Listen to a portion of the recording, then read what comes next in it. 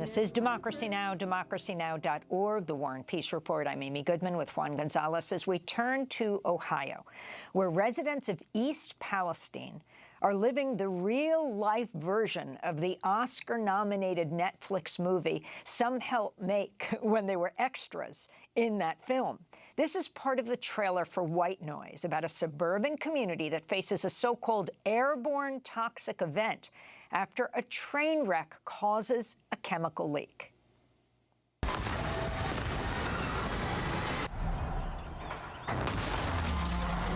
that could actually kill someone. Let's watch a sitcom or something. No! They're calling it the airborne toxic event. It won't come this way. Will we have to leave our home? Of course not. How do you know? I just know. Okay, what if it's dangerous? Evacuate all places of residence.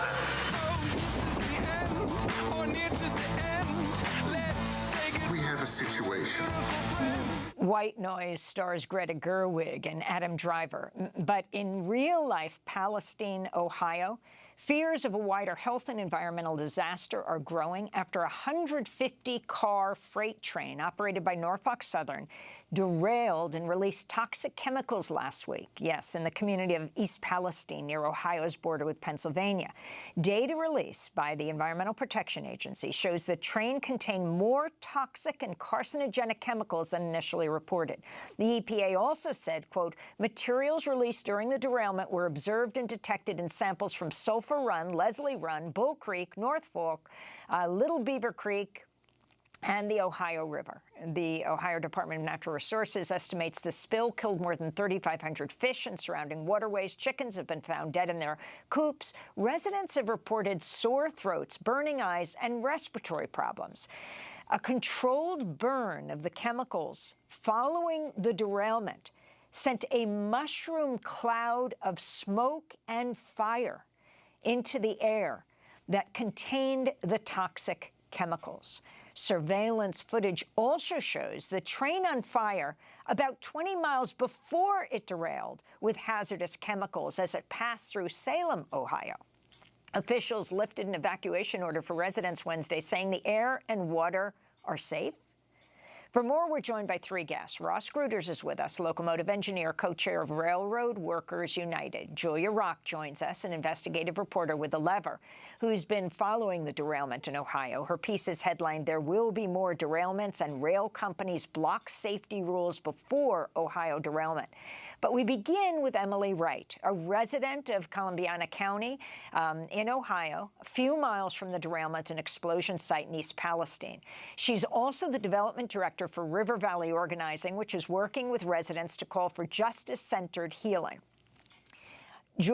Emily, can you describe the scene of what you're calling a chemically driven environmental nightmare? What does it look like, smell like? Describe what happened when the train derailed and how you learned about how you had to protect yourself. Good morning. Thanks for having me on. One of the things that I really want people to know is that this event has kind of three parts. So Friday night, we had the derailment around 9 p.m., in between 9 and 10. And residents that were right at the site, were evacuated. Then the next day, they evacuated more people on Saturday because it was still burning. And at this time, we didn't know what was on the cars. We heard maybe it was vinyl chloride, maybe it was 10 cars, maybe it was 5. We really didn't have a great picture of what was, on the train. So we were told that if you were outside of that mile zone, you're okay. I live a few short miles. I think on the tracks, there's 5 miles in between where I'm at and where the derailment was. And, you should be okay. And they kept saying the same thing over and over again on the media and in the press conferences. There's no toxins in the air. There's no toxins. Don't worry. Sunday night, we got an alert on our phone that there had been an additional explosion and that the fire was out of control again, which it never really was in control. We have pictures and videos that timestamp clear through that show it was burning. And to just be aware, like there was really no evacuation for us, just people that were a little bit further out from the radius. They were concerned on Monday morning that we were going to have an explosion. I will give everybody, this much, that the explosion could have been much, much worse. So they announced to everybody that they were going to do a controlled release. And I'm using air quotes when I say controlled. So they were supposed to do it at 3:30. My daughter was going to be on the bus route at that time. I already was experiencing symptoms I have asthma, so I was having shortness of breath already, and was concerned, from that burn. I already had irritation.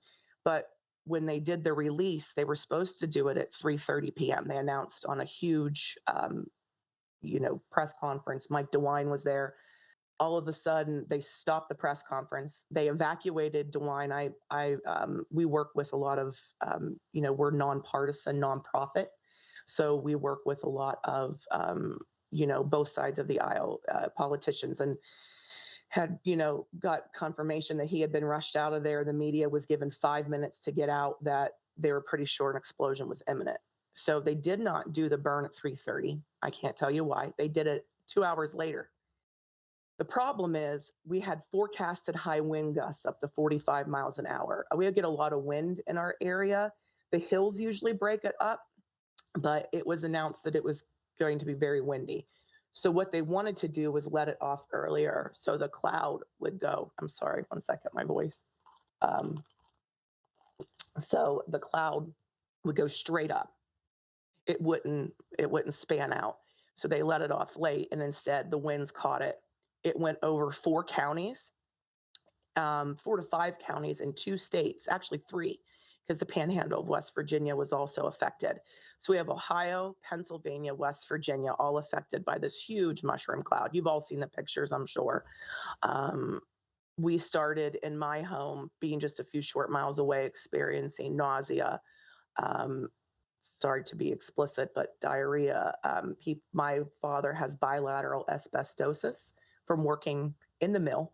So these industries are killing us in more than one way. And he could not breathe well. And, I wanted to evacuate. We had family that was telling us to come, but then there was this massive shelter in place order put down. Do not be out if you don't have to, shelter in place. In the same breath, we're hearing on a press conference and on the news, this is out of an extreme abundance of caution. There's no toxins. There's no toxins. There's no toxins. There's no toxins. That's all we kept hearing. But the only thing I really want to highlight, and I'm sorry if I'm going on too much, is what we found out through the org. We've been on the ground talking with people. We're actually investing. Our offices are in East Liverpool, Ohio, which is just a little bit south of East Palestine. But we have a lot of members of our org that live like me in and around East Palestine. So we've invested in the community and are bringing on a couple organizers that are right outside the front door of the derailment, to work with people. Because from day one, we've been fed what wasn't the truth. And now we find out with this EPA report that over 10,000 gallons of oil went into the ground, that the vinyl chloride was like double what we thought. And there was ethylene glycol, and there's other chemicals. Norfolk Southern, from what the EPA says, did not report this to the EPA in a timely manner. So we know this is well, Emily, I'd like to, Emily, if I can, I'd like to bring in Ross Gruters as a locomotive engineer and co-chair of Railroad Workers United. Ross, your reaction to this derailment and fire, also this report that the fire had actually started before the derailment. What is the normal procedure that is supposed to occur in situations like this, and what your assessment of this crisis is at this moment? Yeah, thank you, Juan. None of this really comes as a surprise. There's deep systemic issues. You talk about the normal response to an event like this. This isn't a normal event. And we really haven't seen anything like it in the United States, and probably not something like it since 2013, as you know, when we had the Quebec train derailment and explosion in Lac Mégantic.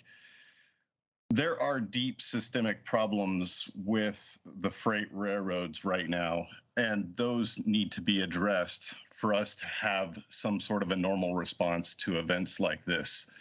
And until we get at those root causes of the safety issues in the freight rail system in this country, it's not a matter of if these events are going to disrupt and really just what the people of East Palestine are going through is just it's heart-wrenching. That's going to occur again. It's just a matter of when and where. And what are some of the things that need to be addressed? Well, at the root of it all is really cutbacks to staffing. You have companies that are making obscene amounts of money, and they're doing so by adopting operating policies. There's a whole system for this called precision scheduled railroading that is just designed to maximize profits. And what that means is you're cutting to the bone the amount of people doing the job. So you have fewer people doing a lot more work faster. You have across the board cutbacks on the maintenance of cars, on the maintenance of locomotives, on the maintenance of track. This is critical infrastructure. And those things are being done in many cases by skeleton crews or outsourced to subcontractors. And then you have increasingly long and heavy trains like the one we saw here, where these trains have a greater propensity to derail. They're going to derail more frequently because they are longer and heavier.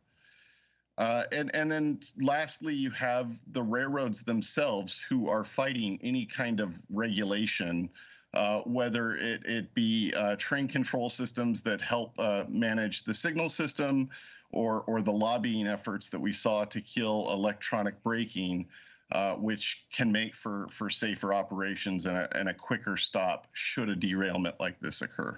You know, we're going to go to Julia Rock in a minute, the reporter who's covering this for The Lever, but I wanted to give Emily 30 seconds as you sit there, sometimes coughing, dealing with. And by the way, I can only say I think about Juan, his reporting after 9/11. You're talking about the EPA at the time, Christine Todd Whitman, the former governor of New Jersey, saying that after 9/11 attacks, the air was fine. And Juan's reporting led, exposing the lie of that, to the Daily News winning a Pulitzer Prize. So, Emily, your last 30 seconds on Democracy Now! Right now, what do you think is most important for people to understand? Okay, the most important thing is that this is not a conspiracy theory. This is standard operating procedure for Norfolk Southern. They have 70 million in safety violations since 2000, and they have 21 million in environmental, just in environmental. 25 million Americans live on an oil train blast zone, 25 million Americans. This is in the poorest parts of America, going from Conway, Illinois to Pennsylvania, cutting through Appalachia. You know, they continue to do, safety issues, lower safety concerns, not worry about us because we are the people that historically cannot fight back. So what we're going to do with River Valley Organizing is we're going to offer free soil and water testing to people so we can actually figure out what's going on. We have the University of Pittsburgh and the University of Kentucky on board to do long-range studies because after the immediate aftermath, these people are going to need people to advocate for them. And, like 10 I said, seconds. I have several family members that have cancer or asthma or COPD from these industries. And we really need them to stop killing us. And we told them 10 years ago, we told the EPA that bomb trains, this was going to happen. We had several collaborative organizations appeal to the EPA and it happened. Emily, So we clearly are going to come back to you in these coming days because there's so much to talk about. Emily Wright with River Valley Organizing right next to East Palestine in Ohio. Ross, in 30 seconds, can you respond to the joint effort by the Republicans and the Democrats, the bill that was signed off on by Biden, the law prohibiting a rail strike and imposing a deal rejected by over half the unionized railroad workers? And then we're going to go to Julia Rock. Yeah, thank you, Amy. Railroad workers have been fighting through the contract negotiation process for relief from the conditions which are very stressful and very demanding and have been exacerbated by precision scheduled railroading and the corporate greed. We've been trying to get relief from that. That would certainly help us in responding to and better managing our jobs to ensure that this doesn't happen. But this isn't going to be solved by one labor contract. It is systemic, and it needs some regulation. It needs regulators to step in and correct this, or we're going to continue to see things like what happened in Ohio a couple weeks ago. Yeah, I'd like to bring in Julia Rock, the investigative reporter with The Lever, who's been following the derailment in Ohio. Julia, talk about this issue of the railroad companies convincing government officials to repeal brake rules. Yeah, so this is a story about the Obama administration attempting to require trains carrying hazardous materials as well as crude oil to install much better braking systems on the trains, electronically controlled brakes, rather than the air brake systems currently used on trains designed during the Civil War era, which stopped trains one car at a time. And first, the railroad industry fought the Obama rules. They lobbied really hard against them. They argued it would be terrible for business. It would negatively impact the fluidity of the nation's rail system. And then when Trump came into office, they turned around and pushed for Trump to repeal the brake rules that the Obama administration had enacted, which he did. So we're talking about rules that went back to the Civil War. They haven't been updated? So the brakes currently on America's freight trains are air brakes, which function by stopping train cars one at a time using pressure that travels along a pipe along the train. And that is a brake system that was designed in 1868. Astounding. You have 10 seconds for a final comment about what people should understand about East Palestine right now. So, yeah, this is the result of efforts by the railroad industry to ensure that they do not have to retrofit trains carrying hazardous materials and crude oil with safety features. Well, we want to thank you so much for being with us, Julia Rock of The Lever, Ross Gruters, locomotive engineer and co-chair of Railroad Workers United, and Emily Wright of River Valley Organizing. That does it for our show. Democracy Now! Is produced with Renee Feltz, Mike Burke, Dina Guzder, Messiah Rhodes, Nermeen Sheikh, Maria Taracena, Tammy Warrenoff, Tarina Nadura, Sam Alcoff, Maria Studio, John Hamilton, Ravi Karan, Hani Masood, and Sanjay Lopez. Our executive director is Julie Crosby. Happy birthday, Brendan Allen. I'm Amy Goodman with Juan Gonzalez.